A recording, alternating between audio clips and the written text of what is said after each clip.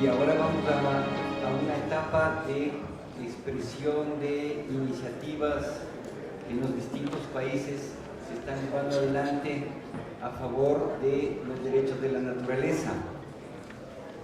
Y al parecer tenemos dos elementos centrales cuando hablamos de derechos de la naturaleza. Y el uno es la conciencia pública que empuja a que existan esos derechos de la naturaleza, y otra parte referida al hecho jurídico, ya a la expresión tal cual de las normas jurídicas que tendrían que ver con el mundo, con esta nueva comprensión de la humanidad, de la necesidad de contemplar los derechos de la naturaleza. Bien, esta es una mesa redonda. En este sentido, la estructuración es la siguiente. Primero va a haber una exposición breve de alrededor de 7 minutos de las personas que están acá en la mesa, y también fueron invitadas otras personas que por diversos motivos solo nos han podido enviar unos cortos videos donde expresan sus posiciones. Luego de esta intervención vamos a abrir un conversatorio entre las personas alrededor de algunas preguntas centrales, fruto de las mismas inquietudes que se están planteando acá en las exposiciones, como de también algunos elementos que surgieron de las exposiciones anteriores. Bien, después de eso tendremos una breve participación de dos personas que están participando en uno de los paneles que quieren exponer también sobre sus iniciativas. Ustedes comprenderán que tenemos que dar espacio a que se presenten las iniciativas importantes que se están dando.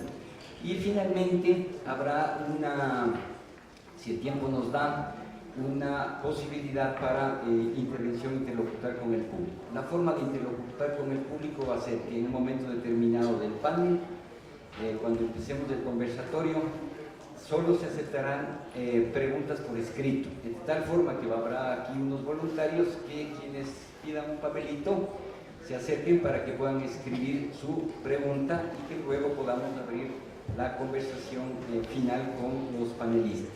Bien. Entonces, esta mesa tiene como objetivo ofrecer una visión general de las iniciativas que se están dando en diversos países, demostrando diversos avances en campos jurídicos, como en campos de movilización, de movimiento social, entonces queremos como agradecer sinceramente el esfuerzo de traer estas exposiciones y resumirlas básicamente en un tiempo de 7 minutos. Entonces, voy a dar paso a la primera presentación de María Mercedes Sánchez, de Diálogo de Armonía con la Naturaleza. Bien, de Estados Unidos, es latina, pero también de Estados Unidos, entiendo. Y bueno, pues la palabra.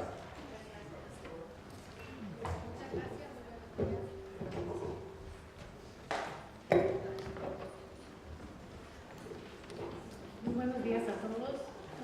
Quiero ante todo agradecer a Nati Green y a todo el equipo de la Alianza Global por los Derechos de la Madre Tierra por su gentil invitación, así como a las autoridades que me precedieron, a los panelistas anteriores. Algunos de ellos forman parte de la red de armonía con la naturaleza que les enseñaré en pantalla en breve. También un cordial saludo a mis colegas de mesa.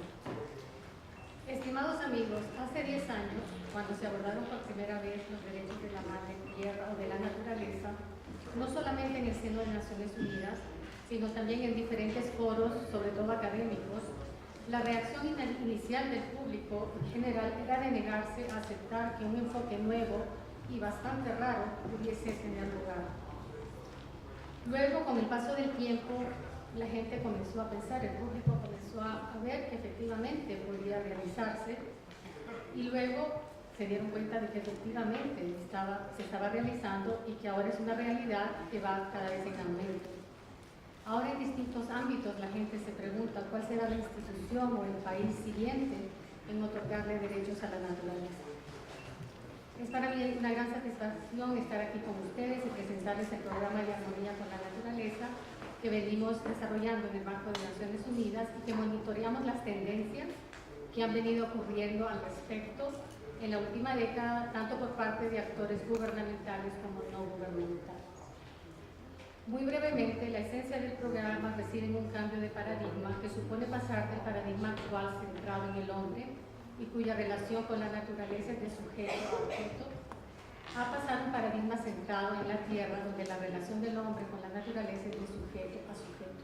Esa es en esencia el programa, y los panelistas que me precedieron, muchos de ellos han participado en los diálogos interactivos de la Asamblea General y han expuesto muchas de las posiciones que ellos aquí abordaron en la vez anterior.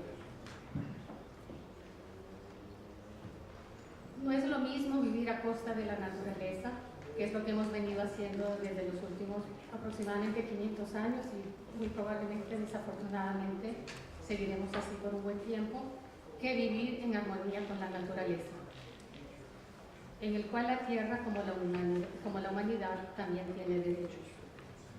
Yo quisiera ver si Felipe, que está en cabina, puede enseñar el website.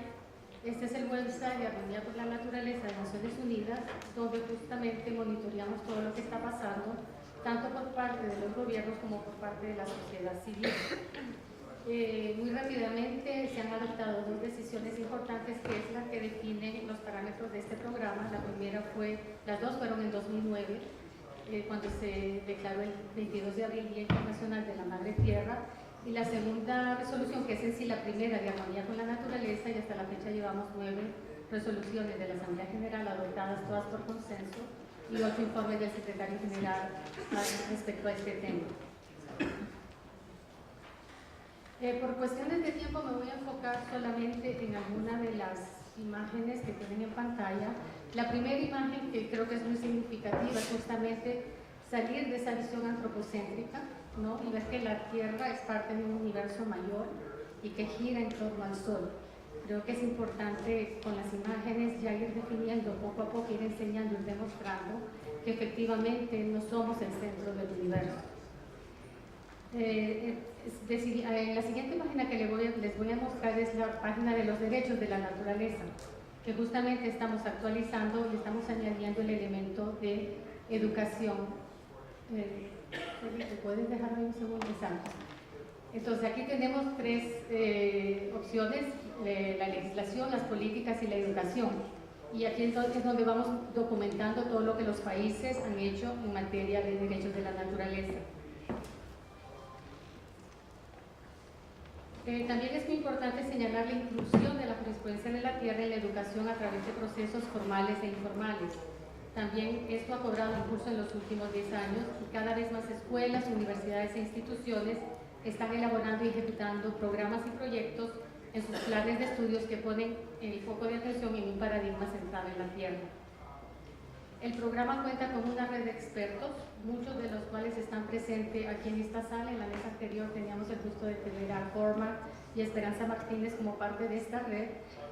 A petición de la Asamblea General en el 2016, todos los expertos que forman parte de esta red presentaron un informe en el cual elaboran justamente muchas de las posiciones que ellos han expuesto aquí en la sala. Entonces, toda esta información está documentada, está recogida en la página de UN Documents. Felipe, si puedes pasar UN Docs. Gracias. Entonces aquí ustedes pueden descargar toda la información, tanto las resoluciones como los informes del Secretario General al respecto. ¿Okay? Todo esto que estoy abordando de manera muy concisa está, como les dije anteriormente, documentado en la página, o sea que es importante que se familiaricen, es importante que descarguen la información legal que está aconteciendo mundialmente, es importante que compartan la información. La información solo es útil cuando se comparte. De nada sirve tener una página web si la información no circula. Entonces es muy importante que compartan esta información. Para concluir, Ecuador, al reconocer en la Constitución los derechos de la naturaleza, ha inspirado en el transcurso de estos 10 años a muchos otros países que, a pesar de sus diferencias históricas y culturales, están convergiendo hacia una relación holística con la naturaleza. concretamente mediante la concesión de derechos a la naturaleza.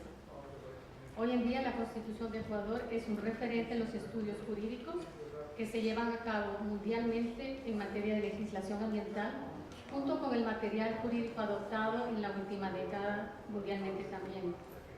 Y esta transformación del antropocentrismo al no antropocentrismo, que paulatinamente y muy paulatinamente se está llevando a cabo en todas partes, es en sí un cambio que fundamentalmente empieza a operarse primero en uno mismo y en su relación con la naturaleza.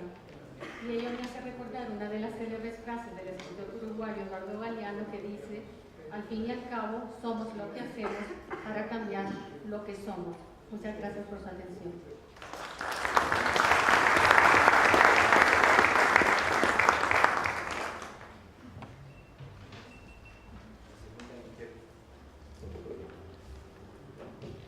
La segunda intervención corresponde a Catarina Optin, de la Universidad de Dinamarca.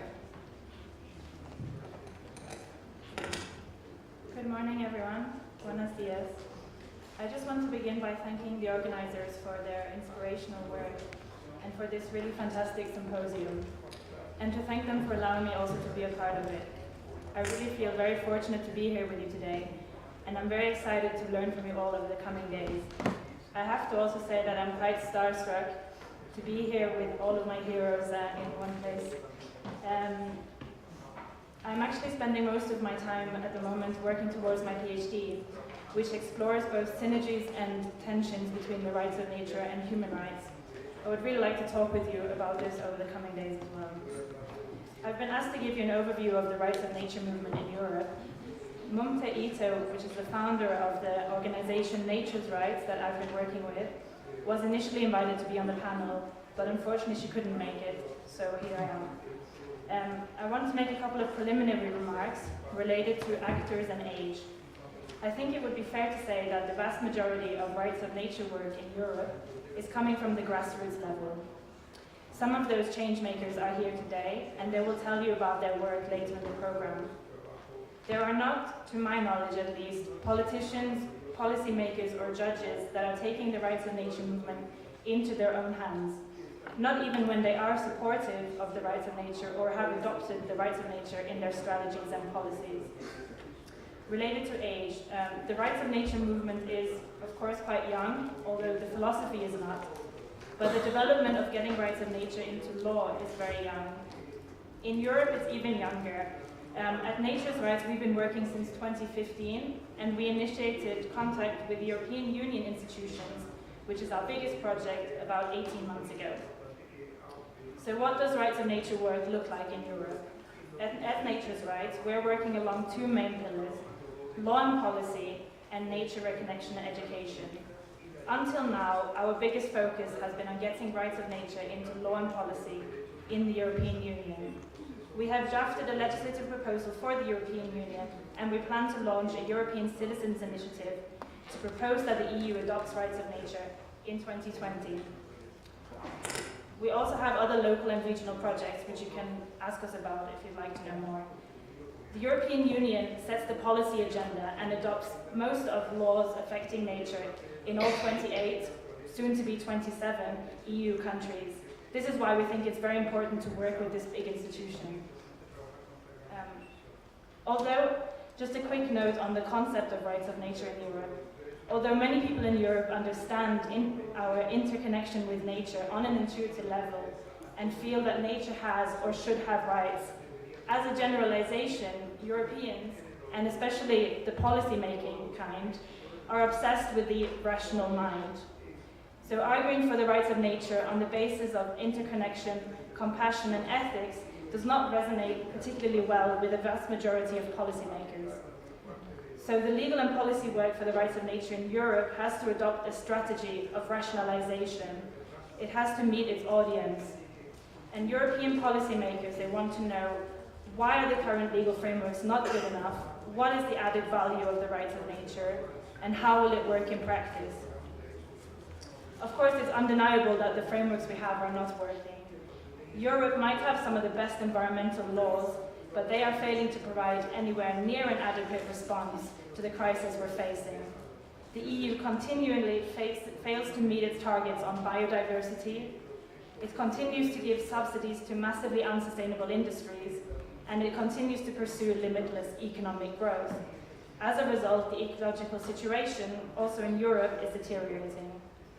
With this in mind, we focus on the rights of nature as a tool for systemic transformation, as a solution to the failure of existing governance structures. We also advocate for the rights of nature as a legal innovation, and of course, it is a legal innovation, even if it is grounded in ancient wisdom. Europeans are quite keen on innovation, less so, it seems, on wisdom. European policymakers are pragmatically oriented, and they're keen to make the rights of nature effective if they're adopted. So we often get questions about implementation, and we emphasize the need to integrate the rights of nature and the principles of Earth jurisprudence across all policy areas to make them effective. We also emphasize the need for stakeholders to work together to implement the rights of nature in practice. Finally, we advocate non-adversarial dispute resolution because we believe that collaboration and cooperation between diverse stakeholders is needed to tackle the ecological crisis we face. I know I'm running out of time, but I wanted to show you a clip from our conference at the European Parliament in 2017. I don't know if it was possible to have the video up, but if not, perhaps I can share it with you at some point over the next couple of days. It's where we introduced our proposal for the rights of nature to the EU institutions.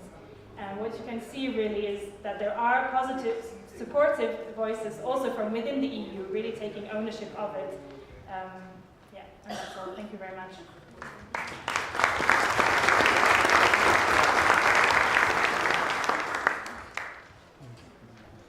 Bien, ahora pido a las personas encargadas de los videos, vamos a proyectar el primer video de, nos envía Vandana Shiva de India.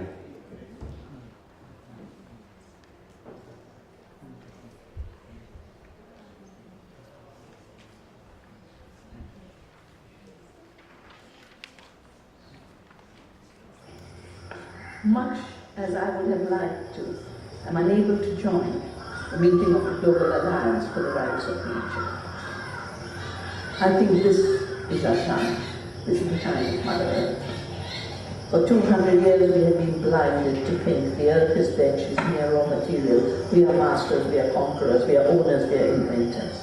I've spent 31 years challenging Monsanto's illusion that they invent life on Earth.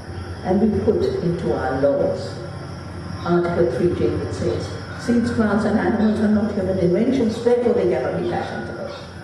We continue to defend the rights of nature in every dimension. Even today, Monsanto continues to attempt to assault the laws of nature, assault our national sovereign laws, Article 3J, and we continue because we are evolving with billions of years of nature's evolutionary history. Millions of years of human history which was not a war against nature. We are evolving. We are making sound of all the birds that want to send you a message from Nabanya in the valley. We are strong as one among the earth family. We don't become smaller by knowing that the birds and the plants and the diversity and the insects and the earthworms and the bees and the pollinators are part of an earth family. We become stronger. We become stronger because we become part of one compassion, one interconnectedness, one web of life, one intelligence, one determination to live. Have a good meeting, and we will, of course, continue the movement to work with nature, not against her, to defend her rights, not the rights of a handful of corporations.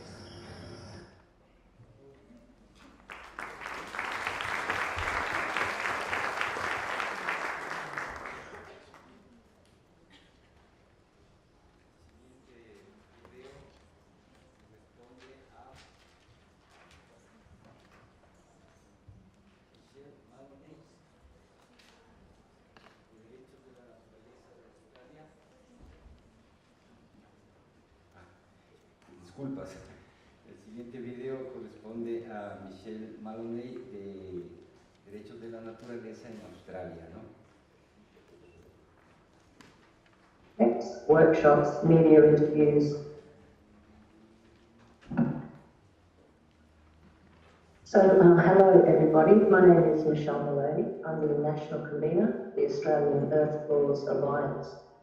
Thank you so much for giving me this opportunity to share a little bit about our work here in Australia. And I'm very sorry that I couldn't join you in Ecuador, but I'm sure the event is going to be fantastic.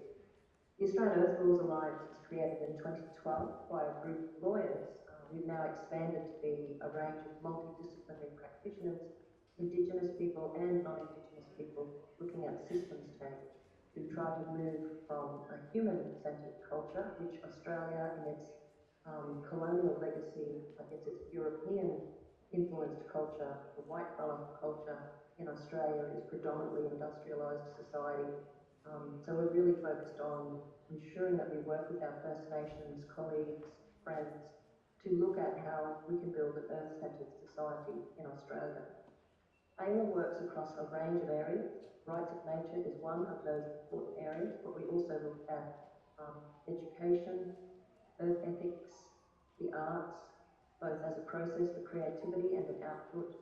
We have auspiced the New Economy Network Australia, bringing together hundreds of civil society organisations to look at an earth-centred, people-focused economy. We also have a range of other projects, including Greenprints, which looks at bio-regional earth-centred governance uniquely for Australia. And we work at every step in every program with our Indigenous members of the board, our Indigenous members of the advisory group. How we advocate for the rights of nature is that I guess we could put them into four main areas. We work with the Global Alliance for the Rights of Nature and several other international initiatives, and we focus on rights of nature by collaborating with others. We also have our own community capacity building program here in Australia. We're currently working with 6 individual communities from all around the continent. We work with them to raise awareness of the issues they're dealing with, to raise awareness about rights of nature, and we draft laws for them to consider the very hard yards of shifting a very stable, often conservative legal system in Australia. We also do a lot of education projects, workshops, media interviews. We run a summer school in the university, the Griffith University.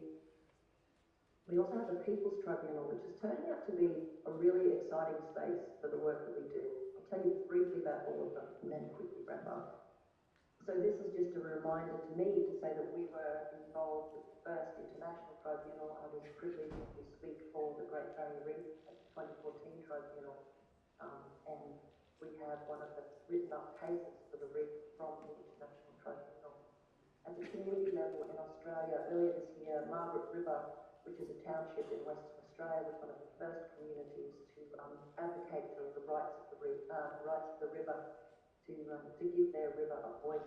And they're slowly developing the relationships between Indigenous and non-Indigenous people and the local council to keep progressing those conversations.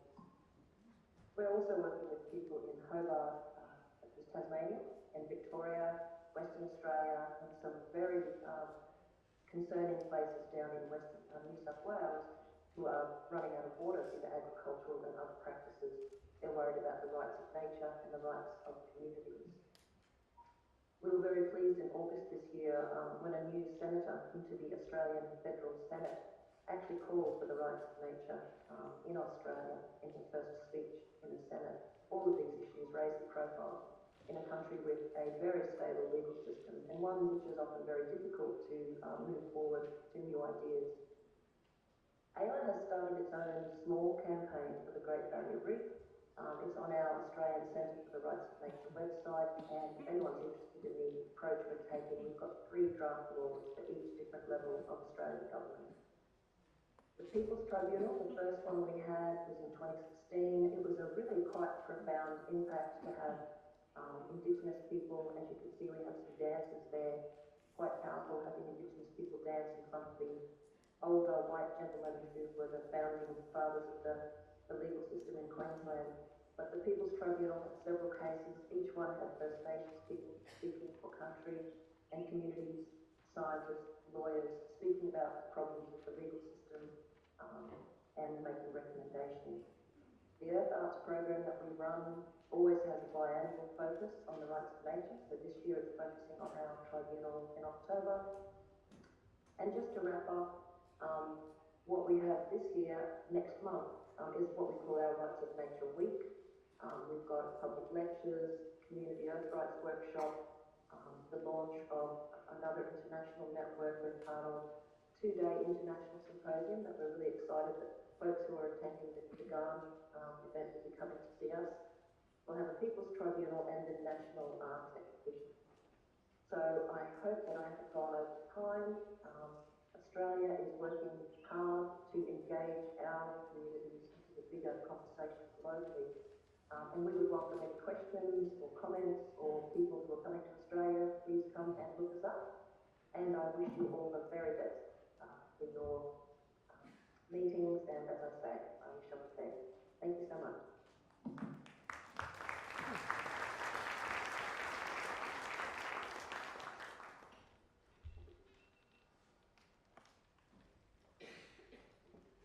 Bien, el siguiente video intervención corresponde a Nimo Bassey de Sudáfrica. Bueno, está acá, perdón, de Nigeria, disculpas.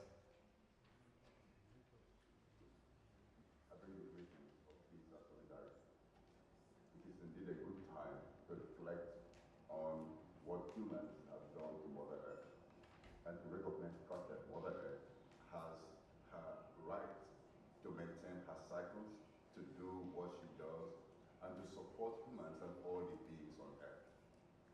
And this is a good time to also call to mind that this is the 7th year, 7 decades since the Universal Declaration of Human Rights came into being. 70 years of Declaration of Human Rights, yet human rights are hardly respected on Earth. And this is because once we infringe on the rights of Mother Earth, there's no way you can actually, in reality and in sincerity, say that you are respecting human rights. And you cannot say you're respecting the right of other beings, other relatives, and others who are all around us. The environment and Mother Earth have supported mankind despite our prodigal behavior. The kind of ways that humans have damaged the planet cannot even be measured because we are yet to understand the full details and intricacies of the interlocking relationships of all the aspects of Mother Earth, of our cycles, of all the ecosystems around us and within us. And so it is really a very crucial moment for us to step back and strategize on how to wake up human beings from this dreadful and horrible slumber. It's time to wake up. It's time to stand for Mother Earth. It's time to stand for all the beings on Earth. It's time to stop the destructive activities. There's so much destruction going on around us. Mindless and irresponsible extraction of minerals, oil, gas, diamonds, gold, rare earth, and all the things that ought to remain where they are, where they were kept by Mother Nature.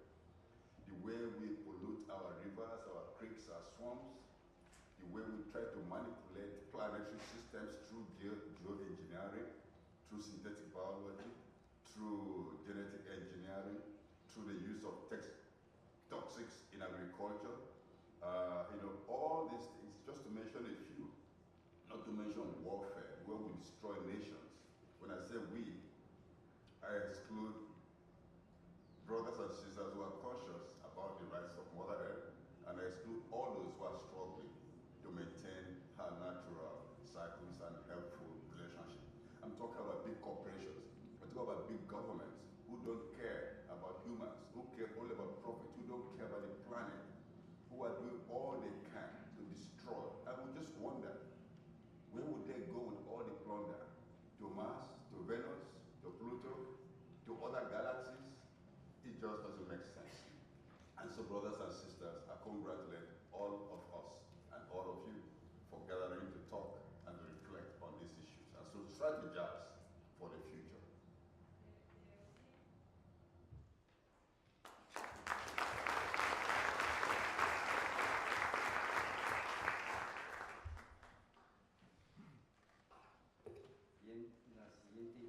canción corresponde a Method Mungisa de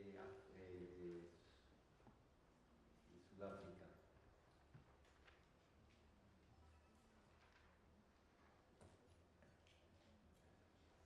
Greetings to you, my friends, and thanks for the organizers of this function, and I'm glad to be here.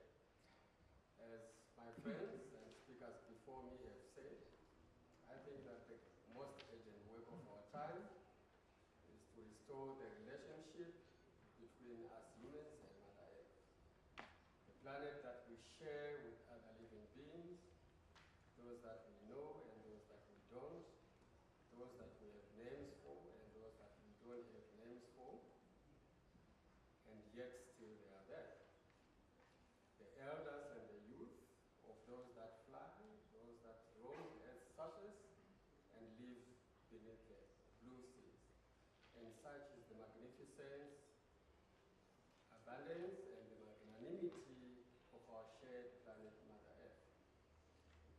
Yet, as our ancestor Thomas Berry said, an industrial revolution has come into being with the power to plunder the earth in its deepest foundations, with some impacts on its geological structures, its chemical constitution, and its living forms throughout the wide expanses of the land and the seas. I, and those that I represent back home, applaud the worthwhile work to protect our planet and to live in harmony with our planet that is going on worldwide. We're talking of the constitutionalization of the rights of nature in Ecuador. We're talking of concepts of beyond vivre in Bolivia that my colleagues have shared. The growing recognition of rights of nature in New Zealand, Colombia, India, and other countries, and some universities also that are advancing literature and documenting case studies on the rights of nature. Africa, the cradle of mankind, and the biggest victims perhaps of human-to-human abuse hasn't been left behind. We still live with the legacy of colonialism, and most African constitutions actually recognize and are presented as being plurilegal. But in the plurilegal system, it actually enforces and acknowledges the dominance of Western former colonial laws and institutions, and only vaguely acknowledging the presence of traditional governance systems, which systems were at the heart of a healthy and respectful relationship of African people and nature for generations.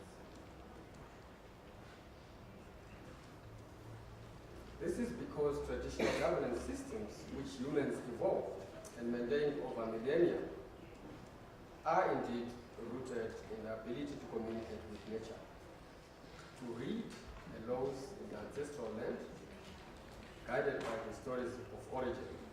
And at the core of these governance systems were the various traditional rituals held in most important yet fragile spaces within the body of the Mother Earth, which we now call sacred natural sites. This understanding has grown in Africa, and it has been stimulated by the challenge Thomas Berry presented to us in the late 1990s when he spoke of the need for a new jurisprudence, an earth jurisprudence inspired by indigenous peoples.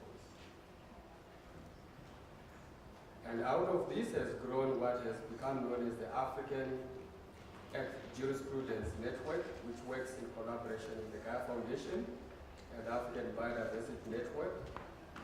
And out of this collaboration has emerged a 3-year training, which has included 5 countries in Africa: Benin, Zimbabwe, Kenya, Ethiopia, and Uganda.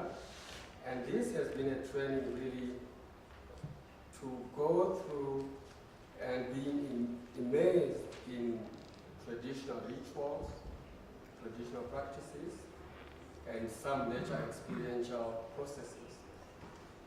And it's a training that started in 2013 and ended with a pioneering graduation akin to the celebration of the traditional rites of passage in July 2017. I am one of the products of that training, and as practitioners, we have made commitments to work very strongly and passionately with communities on the grassroots level, while at the same time also engaging with the bigger people at the African Commission level and at our own regional and other country levels. This training I've spoken to you about is ongoing, and there's a group now of other 6 participants drawing from additional countries of South Africa and Cameroon. And we hope that by end of next year, they will be graduating too. What this group of practitioners I've told you have done is to work and to lobby the African Commission, who eventually passed a resolution to recognize the rights of sacred site custodians in Africa. Last year in May 2017. And what has happened after that was that the African Commission has approached us again to actually write to them a model African law in terms of how this resolution on sacred site custodians and protection of sacred natural sites could actually be implemented on the ground within the different African contexts and countries. And we have done a document which we call the African Model Law, and colleagues from this group of practitioners that I've said will be attending a meeting in Banjul in October to actually represent the African Commission this model law and see how it could actually be implemented. What we have resolved, as I've said, as EJ practitioners in the African context is really to do the work with the communities, indigenous communities, that as every one of my colleagues has said here, they have known how to care for the land, and they have understood how we need Mother Earth more than Mother Earth actually needs us. Thank you.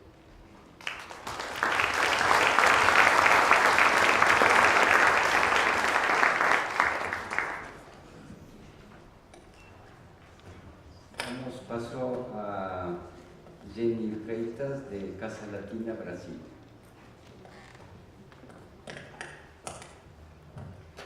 Muy buenos días con todos y con todas. Yo costumo decir que para vivir los derechos de la naturaleza, los derechos de la madre tierra, es necesario salir de la zona de confort. Es necesario salir de los escritorios y ir hacia las calles y hacia las comunidades donde ya están practicando este vivir en armonía con la naturaleza. Estos sitios que ya viven esta práctica son muy importantes porque sirven como laboratorios para que nosotros podamos entender por qué la tierra necesita de derechos.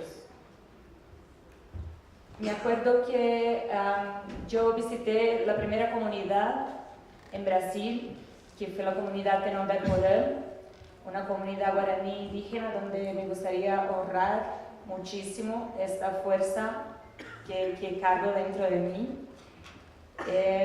Entonces permítame representarme. Agujubete cheme ema coñaputa. Buenos días, me llamo Geni, o Pequeña Flor. Después de vivir allá con ellos, como recibí sus bendiciones para poder investigar la vida dentro de la comunidad, entender cómo se forman esas comunidades y cómo llegan a practicar estos derechos. Es necesario una conexión entre yo, tú y nosotros para entender cómo de hecho practicar esta armonía con la naturaleza. Después de visitar un montón de comunidades, llegué a entender por qué todas ellas están dentro de una casa común.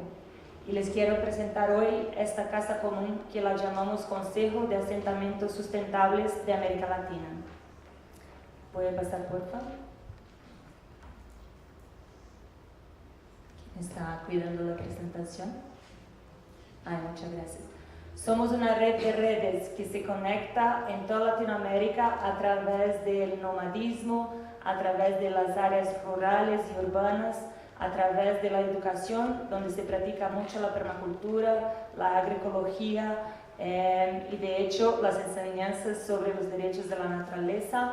Y también estamos conectados con otras redes, como el Pacto Mundial Consciente, la red Nuevos Parques, que voy a presentarles un poquito más adelante, Pachamama Alliance y muchas otras redes que tienen esta visión común.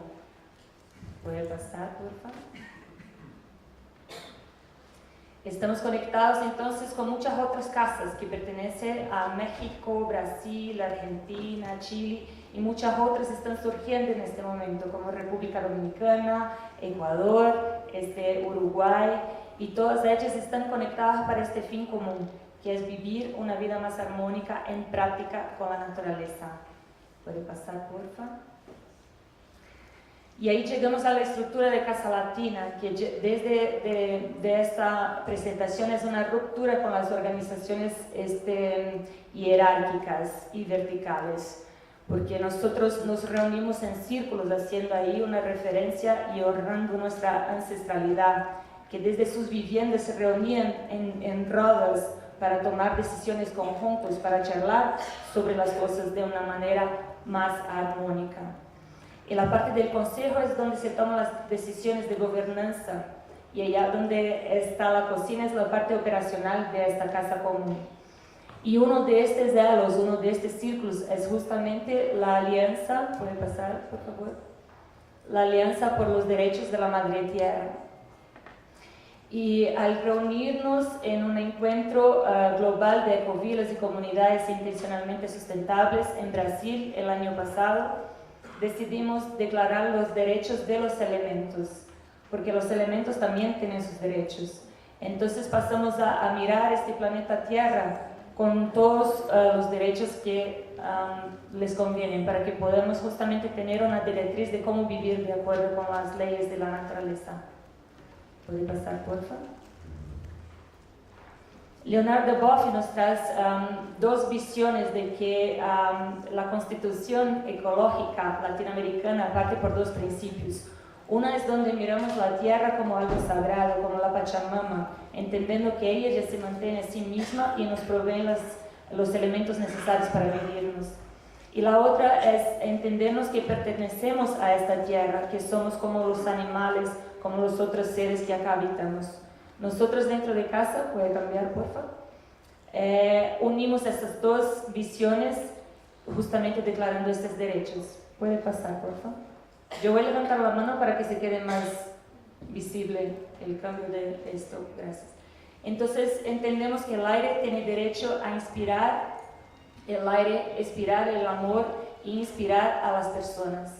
El aire tiene derecho al respeto a la energía vital cósmica de este planeta, a la espiritualidad del viento, a la interacción con la vida, y hay muchos otros derechos que hemos declarado. La tierra tiene derecho a libre circulación de los pueblos sin fronteras, al buen uso del espacio, a una urbanización más responsable, a ser habitada de forma sustentable, responsable y regenerativa. El fuego necesita ser visto y reconocido como guardián del espíritu de la tierra, como el respeto a las tradiciones y rituales ancestrales. A la regulación también de las armas, es importante que el fuego sea visto de esta manera también. El agua también tiene el derecho a estar viva y fluir, a ser usada con conciencia, a ser reciclada y tratada, a cumplir su ciclo sin manipulación. Yo aprovecho aquí la presencia de Alfredo, para decir algo que me tocó mucho, que él dijo que si en el siglo XX la justicia social fue el eje de las luchas, en este ciclo, este eje es la lucha ambiental. Y por eso yo hago una analogía, ¿puede cambiar, porfa? Con esto, si nosotros en el siglo XIX usábamos estos tipos de ropas y hemos cambiado, eso significa que la cultura cambia y la cultura necesita ese cambio. Pero ¿por qué en las organizaciones, puede cambiar, porfa? No está funcionando la mano. ¿Por qué las organizaciones todavía no cambian sus diseños? Porque siguen verticales, porque siguen horizontales, porque no nos da la chance de justamente debatir y convivir de una manera más justa, más equilibrada. Con esto insero. Entonces necesitamos cambiar la metáfora de nos organizarnos como máquinas y pasarnos a nos organizar como sistemas vivos. Organizaciones que sean más resilientes, más adaptables, más dinámicas, evolutivas y regenerativas. Por eso dentro de Casa Latina hemos mapeado muchas iniciativas que ya están trabajando con los derechos de la naturaleza. No solamente por países, pero por instituciones que ya están trabajando de forma latinoamericanizada. Y entendemos que es necesario latinoamericanizar los derechos de la naturaleza, cambiar hasta su forma de se relacionar con ella, desde un lenguaje más simple, más sencillo, donde podemos de hecho vivir estos derechos. Yo voy a hablar rápidamente de este ejemplo que fue algo que inició con la participación de la sociedad civil, donde cambiamos la forma de nos comunicar con las personas para que podamos entender lo que son este bien vivir dentro de estos espacios comunes.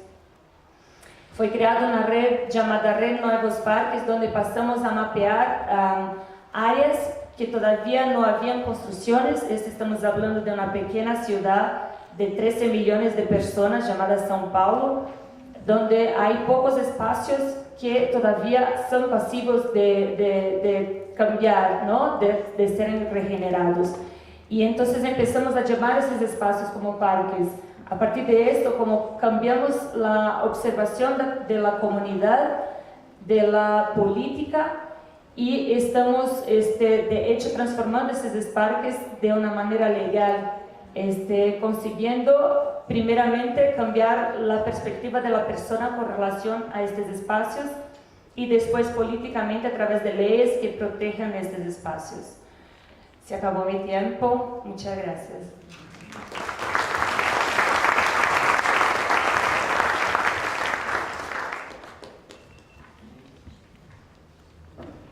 Entramos en este momento a un diálogo entre los panelistas.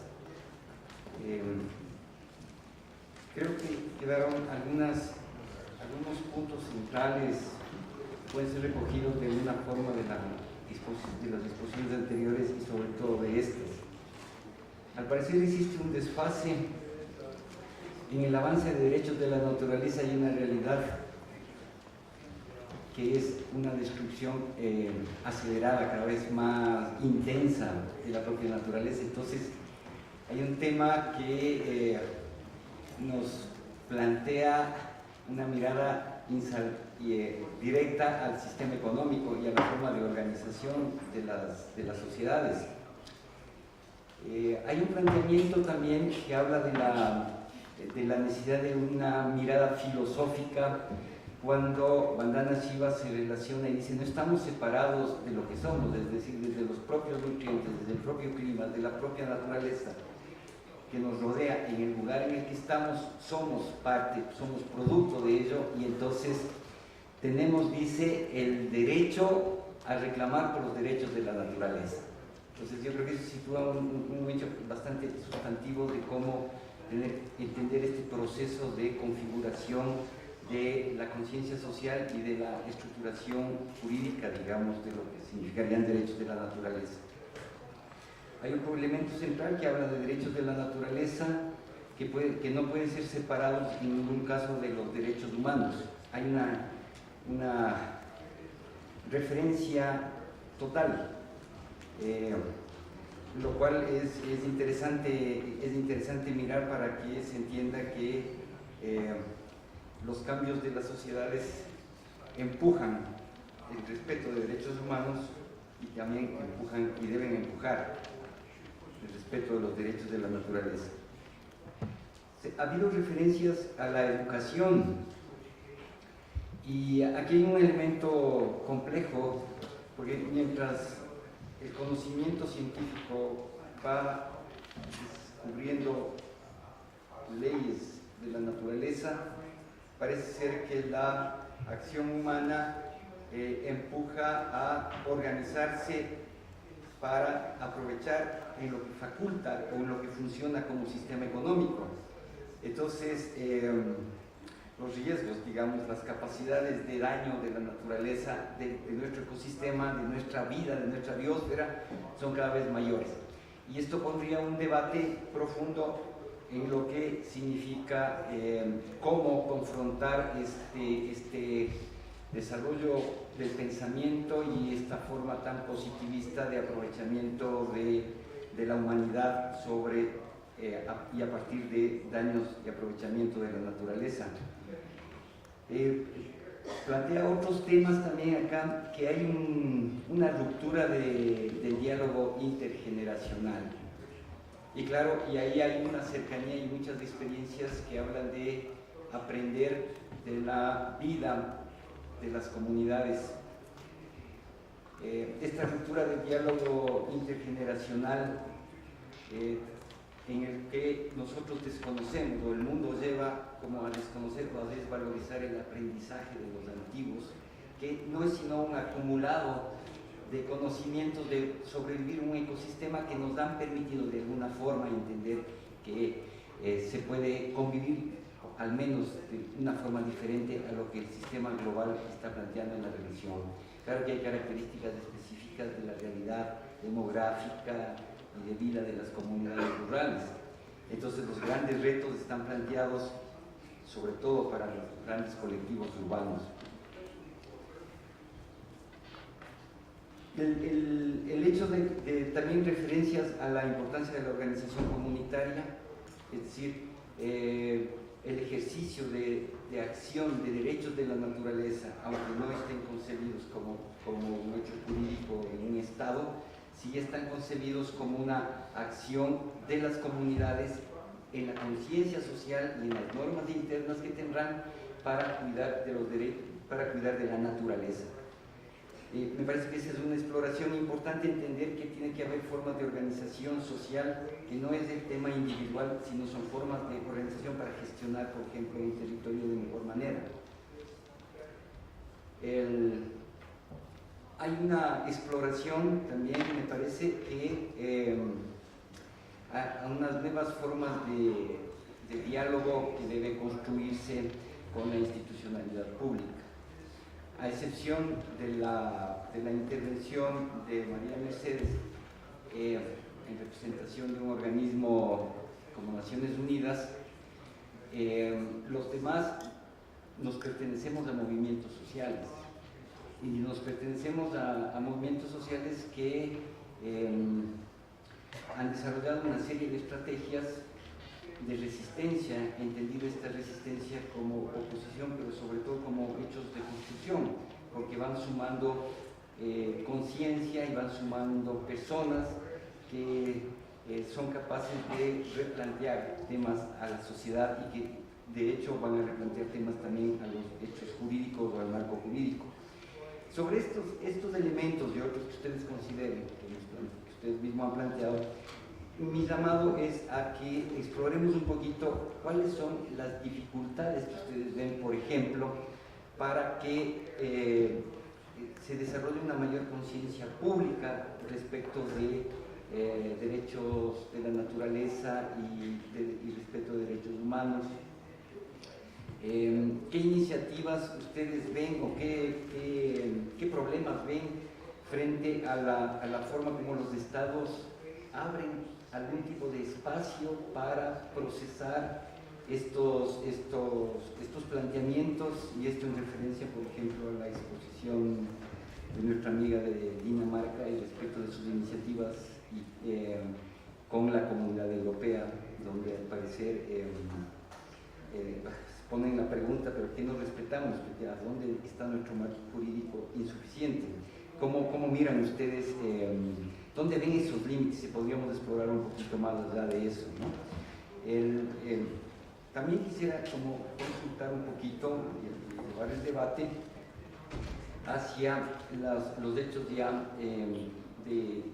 siempre desde como la exigencia de nuestra mirada crítica, ¿no? ¿Qué podemos hacer nosotros para mejorar el diálogo campo-ciudad, mundo rural, mundo urbano? ¿Qué podemos hacer para mejorar que de hecho también plantea un diálogo intercultural mucho más profundo? Sí, son entre algunos de los aspectos que quisiera que de manera muy abierta, respetando un poco los tiempos para que todos podamos intervenir, conversemos. Ya sé que no hay mucho para... Bien, ¿quién toma la palabra?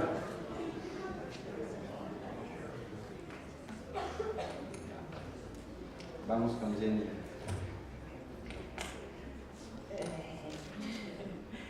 Bueno, creo que la más grande dificultad es el entendimiento, ¿no? Cuando yo platico con mis amigos, digo derechos de la naturaleza, pero es tan subjetivo que dificulta como llegar el mensaje. Entonces creo que cambiando también el lenguaje de cómo se portar a la naturaleza ayudaría a que este entendimiento sea más directo, ¿no? Y creo que también la abertura, que otra hora era difícil llegar a los parlamentarios, a la visión política de la situación, hoy día, porque estas organizaciones están cambiando también sus formas de organizarse, ¿no? Están percibiendo que ya no pueden más quedarse completamente de arriba para abajo, están creándose, al menos en Brasil, como tenemos 3 o 4 iniciativas de mandatos colectivos. Entonces, como estamos cambiando nuestra forma de articulación política también. Y de hecho, como el ejemplo que iba a les mostrar es algo de un político en particular que hace parte de este mandato colectivo, que por primera vez está poniendo en su agenda el diálogo sobre los derechos de la naturaleza. Entonces, con esto, como estas instancias se quedan más abiertas para recibir este diálogo. Entonces, creo que lo que era visto como dificultad ya no puede ser vista más como dificultad. Tenemos que entender y ver cuáles son las brechas, las fisuras del sistema y entrar para, como Coyote siempre dice, como meter virus positivos dentro de este sistema, con el lenguaje que todos van a entender. Creo que es un poco por ahí. Y la cuestión de mejorar el entendimiento de la ciudad del campo es lo que ya está sucediendo naturalmente. El desarrollo se dio con las personas saliendo del campo e yendo a hacer plata en la ciudad. Y hoy ya hay una transformación natural de entender que las personas están acercándose a la naturaleza y para eso necesitan hacer una transición de regreso de la ciudad para el campo.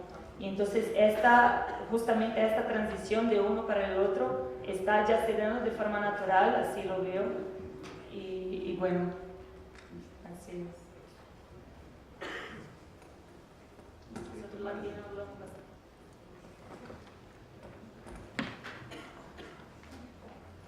I think the part that I didn't share in my presentation because of time limits was really that when Thomas Berry says human beings draw life from the same source that the rest of the other living beings on the Earth's planet draw rights. I think that's such a profound way of putting it. In that, perhaps instead of us being so much into conferring and giving rights to nature, we really think, and as my colleague has said, and learn from the elders who have known how to live in harmony with nature in such a way that by reading the cycles of how the fish breeds, then the elders would know what time to fish, what time not to fish. The spiritual element also that the elders always brought in, that the forest has a spirit. If you go to hunt, you have to ask for permission. You have to speak to the forest. This is a deeper spiritual, but also a deeper relational way of understanding how life works. And I think that as we all acknowledge, Maria puts it also at the UN level, at IUCN levels, at different levels, we all acknowledge the role of the indigenous knowledge systems and practices. And I think that drawing on that knowledge and those practices is something that is easy as a way of practicalizing rights of nature. The law as it stands right now doesn't come, and I mean the dominant law around corporates and statehood and the power of governance, government and corporates and all that, it doesn't draw from that space. And until perhaps we move away from learning, drawing, and perhaps aligning our way of thinking more from that perspective and more into the indigenous ways, which is more earth-centered, then perhaps it's possible to practicalize some of the things we are talking about. And I'm happy to say that we have a lot of indigenous peoples still practicing what we are talking about. So the learning centers are still there. They are diminishing because of the pressure of, the other pressures from the government, from the governments, from the corporates and all that. So I think we have got to rush before these communities are completely decimated and extinguished, and learn from them and amplify the ways, knowledge, and practice of living in harmony with nature. Thank you.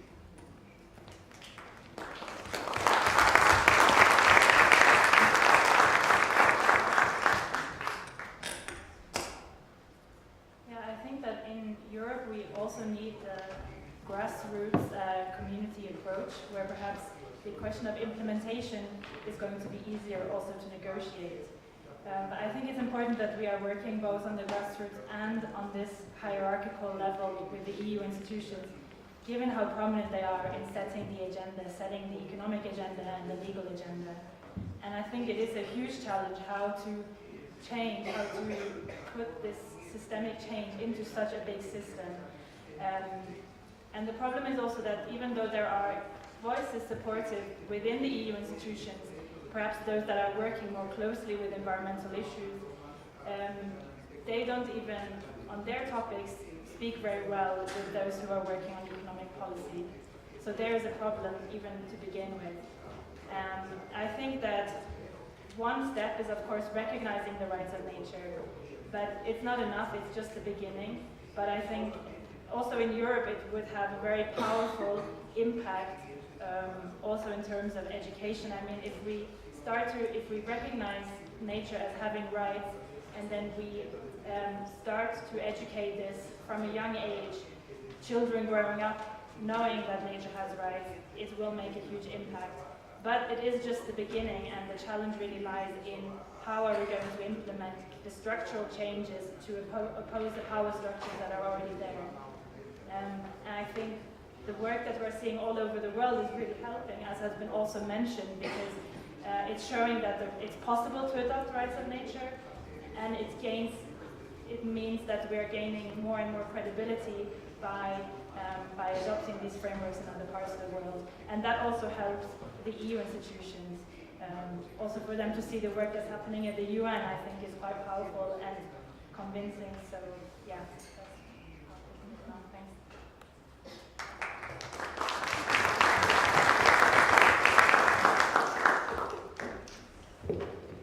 Muchas gracias. Creo que es importante mantener el diálogo y mantener los canales de comunicación abiertos tanto entre el sector gubernamental como el no gubernamental. Creo que eso es imprescindible si queremos avanzar en la temática y también hay que entender que hay un proceso, estamos en un proceso de concientización y ese proceso va a ser muy, muy largo. Entonces no podemos correr antes de empezar a gatear. Entonces los tiempos no son nuestros, no nos pertenecen, hay más tiempo que vida. Entonces creo que tenemos que tener esa perspectiva y hacer lo que toca hacer. No importa que tan fácil o que tan difícil resulte, pero creo que no puedes dejar de hacer algo porque no es tu tiempo o no va con tus tiempos. Los tiempos no nos pertenecen. Ese creo que es un mensaje que es bastante claro y que te permite poner en perspectiva todo lo que estás haciendo. Porque si quieres el resultado inmediato, instantáneo, probablemente no lo vas a ver. Además de eso, creo que es muy importante mezclar no solo la parte jurídica, la parte legal, pero mezclarla también con las economías ecológicas. Es decir, para hablar muy llanamente cómo se comen los derechos de la naturaleza. Que la gente lo entienda en la vida de todos los días. Transformar toda la información jurídica legal en formatos que permitan circular y que la gente lo entienda. Eso creo que es muy importante. Hablamos mucho del no antropocentrismo, pero nuestro vocablo es antropocéntrico. No tenemos palabras nuevas para definir un pensamiento nuevo. Entonces hay toda una pedagogía, todo un desarrollo por hacer para poder decir y usar las palabras que verdaderamente transmitan este pensamiento sistémico. Muchas gracias.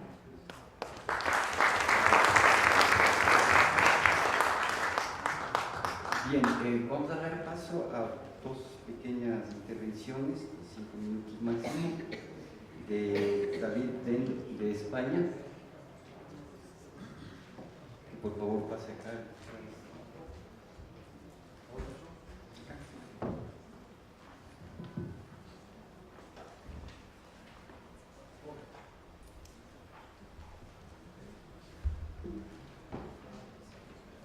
It's a great pleasure to be here. My name is David Frederick Dean. I come from Spain. Here we are. This is Spain from the southeast corner. But what is happening in Spain is the reality of an ecocide. So I'm faced by the destruction of my village for the removal of water, the extraction of water through industrial agriculture. We better have that. Okay. Thanks. So I'm very much in the front line here. Basically, we have 8,000 people at risk for loss of livelihood. We have villages becoming depopulated. The problem is a situation where we have industrial agriculture in a semi-arid zone.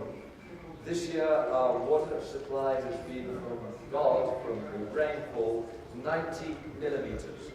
Now that is 90 liters per square meter in 10 months. We've had planted 6 million olive trees. Super intensive plantation, 6 million olive trees, taking 70,000 liters of water every day. The aquifer on which we depend has a, sorry about all the numbers, they can get a little bit boring, but we'll put a nice round number, it is a round number, it's approximately 100 hectoliters. Our extraction with all these olive trees over the last 4 years is running around 25 to 27. Got 3 minutes left. The result there is that we have a massive overexploitation of water. Where I'm living in the last oasis in Western Europe. We've had 5 documentaries made about this situation. And so I've been up to the European Union. I've denounced the European Union. They've accepted the denounce. I've had a question asked to the European Parliament. And also I've been to the European Petitions Commission. All these 3 points, the European Commission and the European Union have agreed this is an abuse, this is a failure to comply with the directives of Nature 2000. Because another part of this story is river Agros, Rio Agros, the river of water, the only river flowing in the Almería province the year round, is drying up. And it supports 35,000 hectares of Nature 2000 protected land. So we have here a very clear case of rights of nature and rights of human beings. Then in this case I have gone to ONU and we have been accepted by the Special Rapporteur for the right to a safe and secure environment to look at this case. But the reality of the situation is that we in Spain, we are a nation state, like all states in Europe. But we have directives from the European Union and we have the United Nations there also. But these entities cannot break into the state of Spain. So last year I was in Geneva in last December, the OSI, the Objective Science International in the Geneva Forum in the United Nations. And I asked friends, said, I need to have a lawyer in Spain. So we've got a Spanish lawyer, she's written a book on the rights of nature. And in April this year, we demanded action from the Junta de Andalucía. We said this is negligence, this is pure negligence, there is a failure to administer the water, there is a failure to administer and look after the flora and fauna under Nature 2000. We threatened them with a law case. The we, there's three of us, we formed a public association, so we were away from all the power of manipulation which occurs in a small community with extremely powerful families and a small population. So three of us with our association, we took on the Junta de Andalucía and they replied. They replied with a 17-point plan, which was about 2 months ago. We replied to that 17-point plan saying, not enough. What we need to have is instant action on the reduction of the exploitation of this aquifer. I've got 0 minutes, I'll have to be very quick. So we have applied back again to Andalusia, and what we're saying is there is a precautionary principle in law, and it's not only in Spanish law, it's also international law, it's also European law. We demand that you take action immediately using the precautionary principle.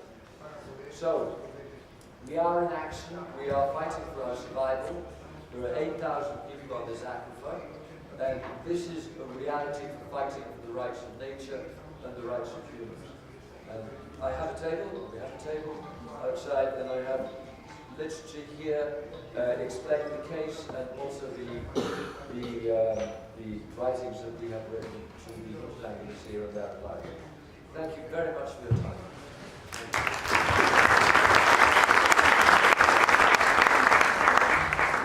Llamamos a Michelle Bender de Estados Unidos. Thank you for being here today. My name is Michelle Bender, Ocean Rights Manager at the Earth Law Center, and I'm also on the Executive Committee of the Global Alliance for the Rights of Nature. And today I will be introducing a new way to protect the ocean using rights of nature. Regardless of where we are in the world or what we are doing, we all have one thing in common. We are all breathing. And the reason why we are able to do that is because of the ocean. The ocean provides half of the oxygen we breathe, and without it, we would not be here. Unfortunately, despite all the laws designed to protect the ocean, human activity has created a situation where the ocean itself is now gasping for air. Marine biodiversity has declined by roughly half of what it was just 50 years ago, and the species that we love and care for, like the southern resident killer whales in the Puget Sound, are suffering right before our eyes. This calls for us to take a step back and ask ourselves why our laws are not working despite all these protection efforts. Because of a general assumption that the ocean is an open access commons or a resource for all, our legal system actually creates competition, and it provides little incentive to invest in stewardship or to limit present use for future generations. As a result, we continue to fish, pollute, and extract until we can't any longer. We have lost half of the world's coral reefs. This is absolutely heartbreaking. But we can save the other half if we adopt a new system that aims to prevent destruction in the first place and restore the ecosystem for the benefit of all.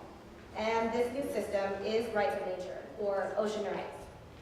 Last year, the Earth Law Center launched the initiative to incorporate rights of nature into ocean law and policy internationally.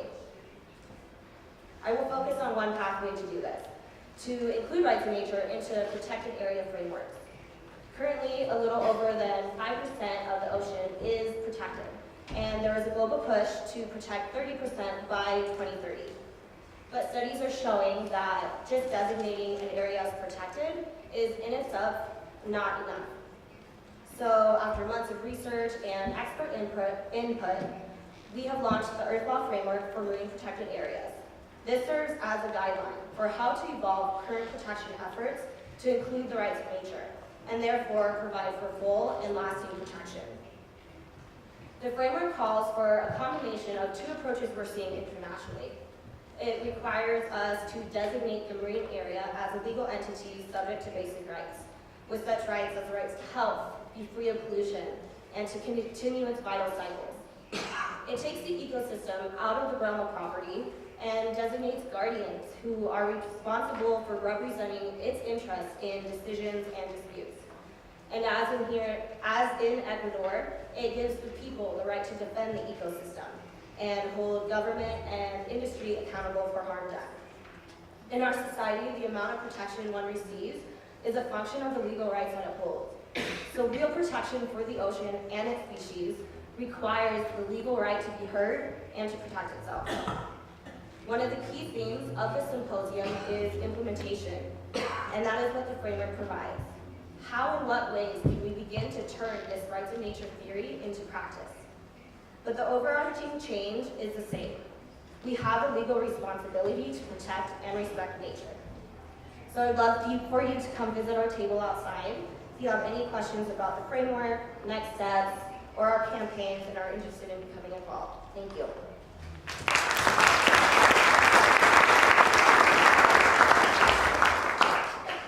Bueno, tenemos 10 minutos. Había la modalidad de preguntas escritas, pero parece que esto no funcionó. Vamos a dar 10 minutos, pero vamos a hacer de la siguiente manera. Cualquier intervención solo puede ser de 2 minutos y ojalá sea para aprovechar como el conocimiento de los panelistas sobre sus acciones en territorios, en los países. Entonces, voy a pedir a cada quien nos ayuda con el tiempo para que a los 2 minutos se señale y pido respeto para que podamos intervenir mayor número de personas. Vamos a recoger entonces 5 preguntas, serían 10 minutos, y vamos a dar 10 minutos máximo para respuestas, no tenemos más tiempo. Bien, entonces los primeros que han alzado la palabra, vamos por allá, perdón, uno, allá tú, por favor, sí, tú mismo, sí.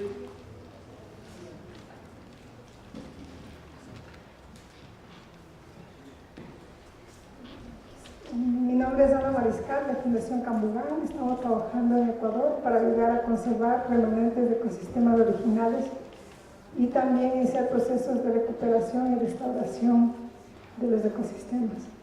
Entonces, por eso quisiera preguntar de sus experiencias. Yo sé que en Europa cuando existen, como se ha degradado tanto los ecosistemas naturales, existen leyes en donde existen ecosistemas, aunque sea de pocas hectáreas de vegetación original, hay por ley, sea público o privada, de que no se pueden cortar o destruir. Entonces, ¿qué posibilidad habría de pensar como grupo la posibilidad de que en la mayoría de nuestros países ya está todo fragmentado? ¿Cómo podemos hacer para mantener esos ecosistemas originales y buscar mecanismos para recuperar nuestra flora, fauna nativa y también la cultura? Gracias. Una intervención por acá, por favor. Aquí. Micrófono.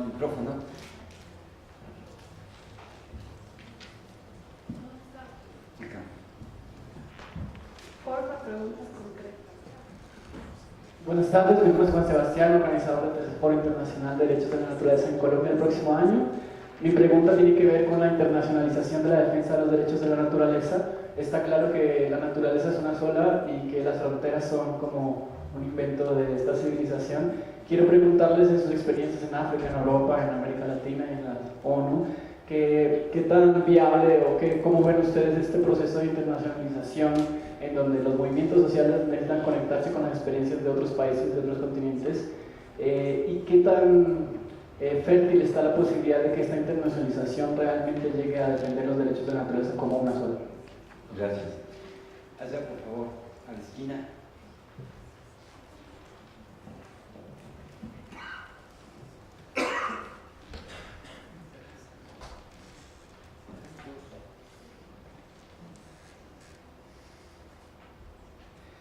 Buenos días o buenas tardes, mi nombre es Humberto Tiago, soy CIE Copay.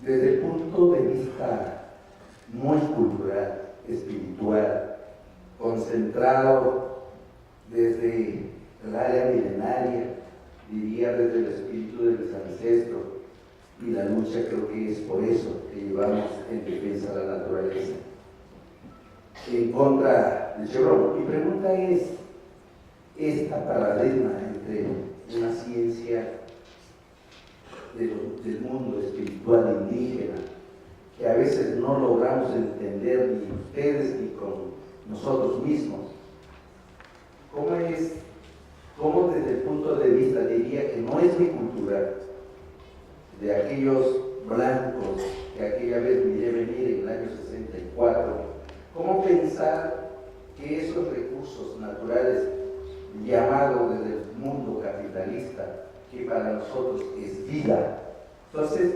miran cambiar el tema y concienciar a aquellos empresarios que más bien logren a sentir que la naturaleza es vida? Gracias. El público del frente, ¿alguna? Por favor. Carlos, después voy acá. Estoy por favor.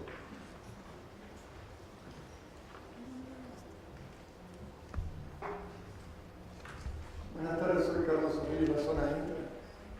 Una pregunta, ¿cómo se incorpora esta noble idea del derecho a la naturaleza en el currículo escolar? Porque allá tenemos un programa de educación ambiental, pero somos una organización muy pequeña y no tiene apoyo del Estado.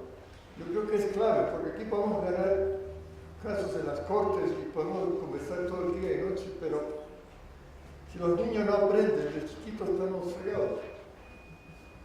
Listo. Acá, amigo.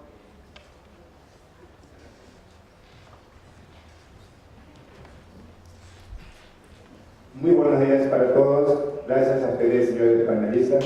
Doctor Alberto Acosta, buen día. Gusto en verlo. Mi nombre es Luis Quiñones, vengo desde el Lago Agrio Sucumbíos. Y la gran pregunta para todos ustedes, en especial para los panelistas, es muy concreta, por favor.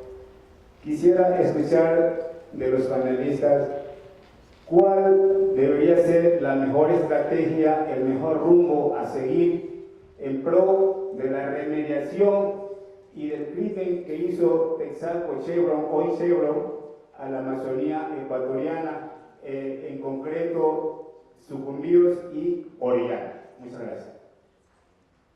Muchas gracias. Están las 5 preguntas. Perdón. Están las 5 preguntas y queda de manera libre responder a la pregunta según su mayor interés de explicar. Entonces, quedan abiertas las respuestas. ¿Quién toma la palabra? Tema educativo.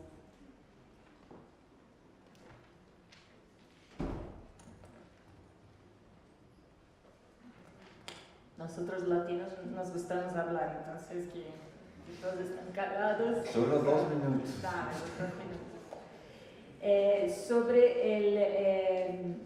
la primera pregunta, creo que hizo la señora, nosotros tenemos las mejores leyes ambientales que sea posible tener, pero he escuchado de un gobernante que como solo no hay 2 cosas que vienen junto con las mejores leyes. Las leyes no son implementadas y tampoco fiscalizadas. Entonces creo que cabe a nosotros, sociedad civil, sermos agentes de vigilancia para sermos los fiscalizadores y hacer con que estas leyes que ya existen sean cumplidas. Entonces creo que es mucha de nuestra participación. Con relación a la internalización de los derechos de la madre tierra, creo que como es justamente hacer con que la red trabaje en una red. ¿no? No necesitamos crear más redes, ya tenemos la Global Alliance, entonces cómo hacer con que ella de hecho sea un agente transformador, ¿no? Cómo realinear esta red de una forma abierta, autónoma, con quienes ya estamos haciendo este cambio. Entonces creo que sería como ya una invitación a los latinos a ser parte de esta minga de articulación por los derechos de la madre tierra que vamos a hacer el día 28, que se llama La Cosecha, que es justamente el momento donde vamos a ver cómo podemos de hecho realinear a esta red sin la necesidad de innovar en la creación de muchas otras cosas. Las cosas ya existen, necesitan ser realineadas, entonces por favor vengan. Con relación al mundo espiritual indígena, he escuchado de un cacique que la cultura es lo que cultivamos. Entonces creo que depende mucho de nosotros también lo que es que estamos cultivando. ¿Estamos cultivando esta relación armónica con la naturaleza o esto es como parte de nuestros discursos pero no estamos viviendo de acuerdo a la naturaleza? Entonces, ¿qué es que lo estamos de hecho cultivando? Y al decidir lo que es que estamos cultivando, vamos a cambiar esta cultura juntos. Y con relación a la última, al currículo escolar, creo que todo se da en la comunidad de base. Como empieza siempre del pequeño, empieza siempre de una escuela que está implementando algo más de acuerdo a los derechos de la naturaleza. De pronto estamos en una investigación junto con Casa Latina y Sociocracia Brasil a investigar las escuelas transformadoras que ya tienen esta apertura entre los maestros, los padres y los propios estudiantes para poder cambiar esta cultura escolar y de así, cambiando la cultura, implementar otros temas más relevantes para la vida misma, que si no solamente las materias que ya están impuestas sobre los niños.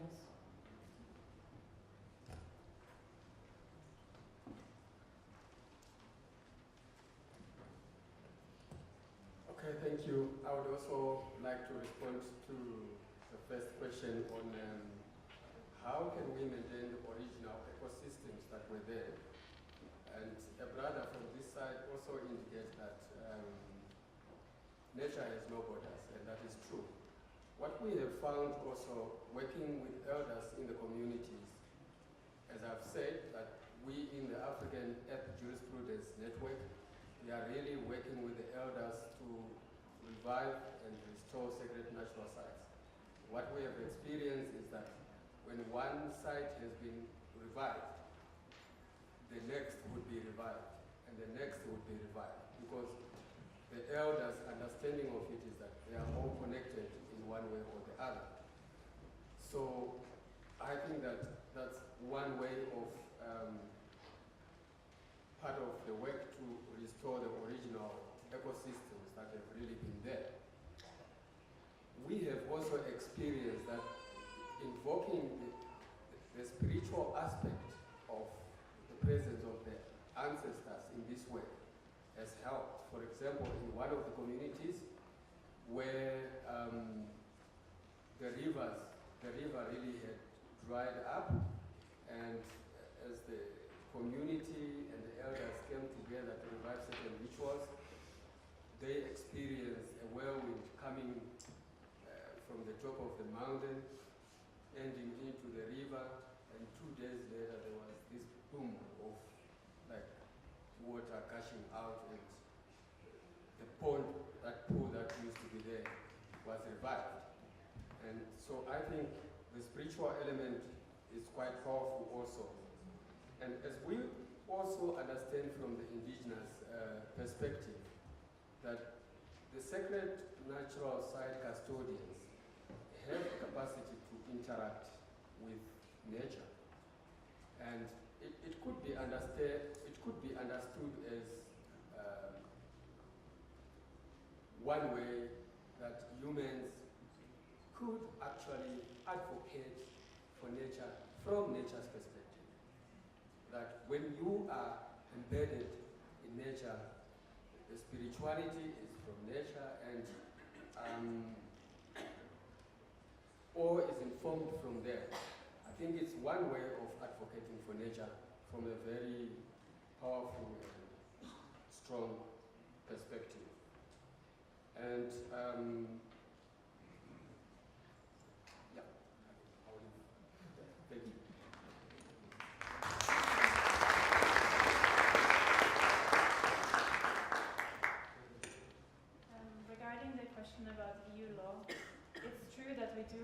some frameworks, and we do have the possibility in EU law, for example, for the court to order restoration and so on.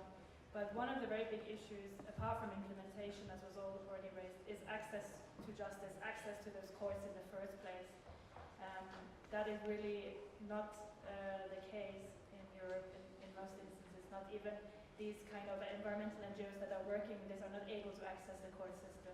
So I think that is one of the huge problems, and that's why we need rights of nature in the first place there. And another thing, I also think we need frameworks that allow us to give nature simply space to heal itself as well. Not only to think that we need these restoration mechanisms where we go in and fix nature, no, just to have frameworks that allow us to give nature space to heal itself, as it will do much better than we are able to. And regarding the educational, I think it's absolutely such a big problem, and more troubling if, for example, governments are not willing to put it in the school curriculum. And I guess in the meantime, all we can do is to keep bringing these initiatives that, as was mentioned, working on the community level. Even in law schools, it's not often the case that environmental law can be like an elective. It's very often not compulsory, and it's certainly not teaching the sort of ecological principles that we've been talking about here. So then we can just keep bringing other initiatives, summer schools, short courses, whatever we can, to allow those people who want to learn about these principles to have access to that. Thank you.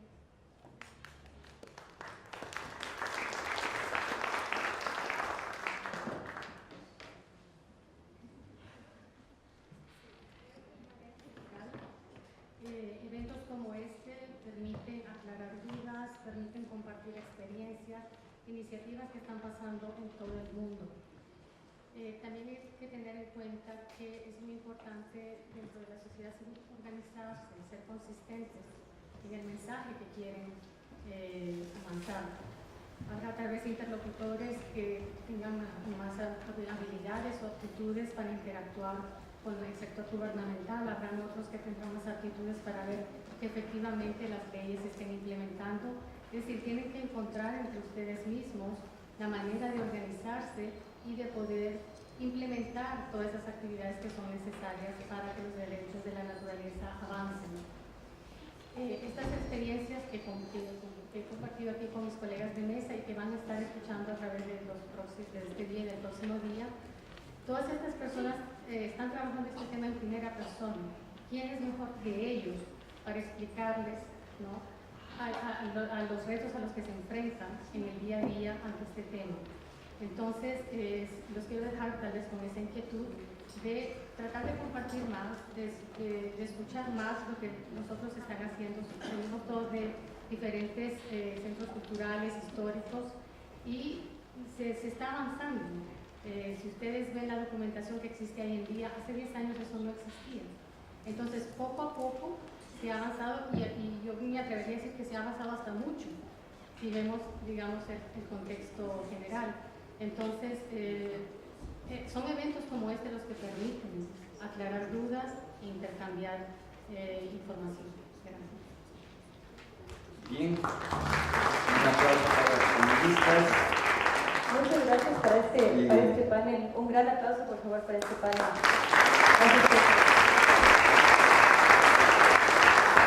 No se muevan todavía para darles unas pocas explicaciones. La primera es que todos ustedes recibieron en su carpeta un borrador de la declaración. Esa declaración queremos hacerla pública el día de mañana y está abierta a comentarios. Tenemos todo el día de hoy, la mañana de mañana, para que, bueno, cuando ustedes lleguen, que nos puedan entregar cualquier comentario. Hay una caja en la entrada donde se registraron, donde pueden, en esta misma hoja, hacer cualquier comentario. La declaración está en línea, así que no la van a perder. Hacernos cualquier comentario para nosotros poder revisarlo esta noche y tener una declaración que todos estemos de acuerdo para el día de mañana. El otro tema es que, como ustedes saben, en la página web que tenemos del simposio, que se llama rightsofnaturesymposium.com, tenemos biografías de muchos de ustedes participantes y de los expositores y moderadores. Pero tenemos gente genial que no está hablando necesariamente y que sería chévere que el mundo entero sepa que está aquí.